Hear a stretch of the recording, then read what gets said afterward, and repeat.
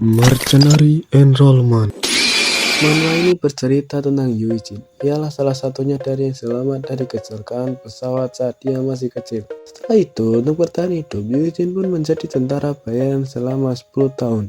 Dan ia pun kembali ke kampung halamannya. Tanpa langsung basa-basi, kita pun langsung masuk ke ceritanya. Dimulailah kisah Yuijin setelah 10 tahun dia pun kembali ke kampung halamannya, di mana tempat kakeknya dan adiknya berada. Setelah 6 bulan kemudian, Yuijin pun memutuskan untuk bersekolah di tempat adiknya berada. Adiknya bernama Yudahyun. Yudahyun pun populer di kalangan pria. Karena keimbutannya, para pria pun langsung menembak Yudahyun. Dan saat itu pula para wanita yang menyukai pria tersebut pun iri. Dan mulai saat itulah Yudahyun pun mulai dibully.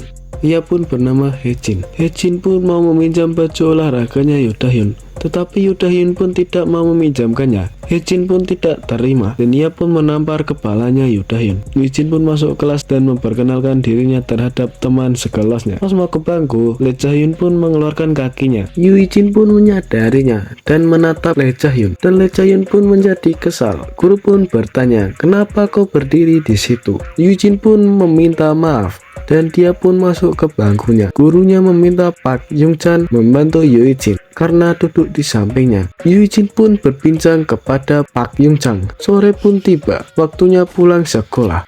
Yuijin pun berdiri di samping gedung sambil menunggu Yudahyun untuk pulang bersama. Situasinya semakin canggung. Dia pun berbincang-bincang sampai melewati di depan toko. Yudahyun pun panik seketika melihat ada Iyung, teman sekelasnya. "Yudahyun, apa aku temanmu?"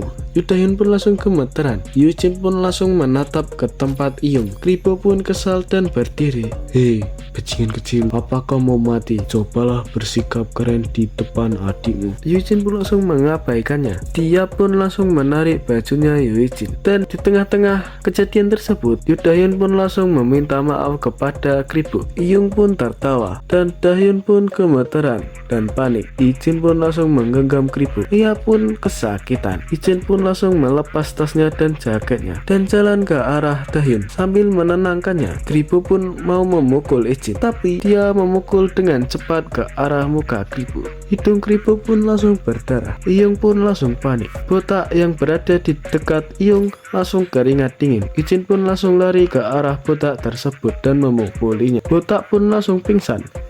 Yuijin pun langsung menatap Iyung. Iyung pun langsung keringat dingin. Jaehyun pun datang ke Yuijin dengan kaget.